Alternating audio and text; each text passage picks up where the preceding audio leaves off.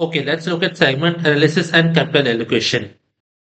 Okay, business segment is that proportion of company which accounts more than 10% to 10% of sales or assets, and it can be distinguished in risk and return characteristics from other line of the business.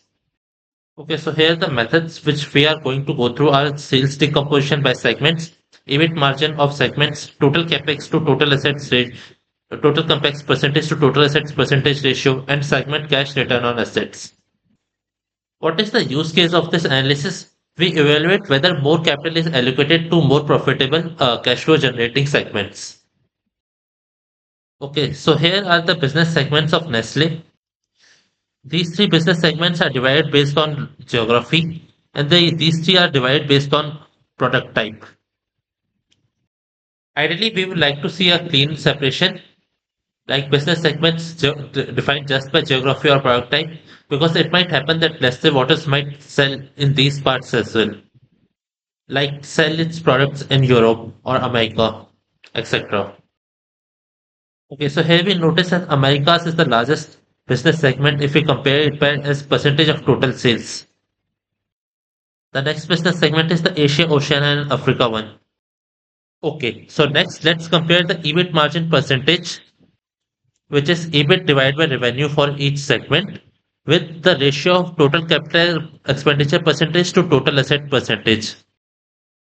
This ratio shows whether a business segment is being allocated greater percentage of capital expenditure compared to its proportion of total assets. If ratio is greater than 1, then business it means that business is over allocating to those units, those segments of business. Okay, so here we should know how we have calculated this ratio. In this ratio, there are two things. It is first is capex percentage divided by total assets percentage. So the capex percentage is calculated by dividing the capital expenditure for each segment with the capital expenditure on the business as a whole. And total asset percentage is calculated by dividing the total assets as per each segment divided by the total assets in the business as a whole. So this ratio is divided to get this ratio. You should know the calculation of this. So here we have arranged the EBIT margin from high to the lowest, and I have just added a small ranking of here, which is of this ratio from highest to the lowest. Okay, so here we notice that the National Nutrition, which is the most profitable segment, is being allocated the least amount of capital expenditures through this ratio, which is somewhat concerning. Same goes with the second most profitable segment, which is the other business segment. Its ratio is very low, so companies the company is not making enough capital expenditures in the most profitable segments. And similarly for Europe and Nestle Waters, we notice that the company is making significant capital expenditures in these segments of the business. So through this analysis, we get a sense that company is investing more in the less profitable segments of the business and less in more profitable segments of the business.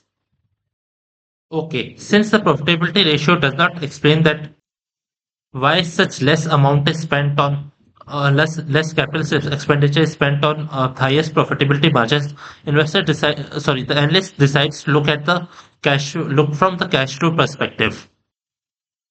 In the next table, we have been given a an extra figure, and it is for segment cash return on average total assets.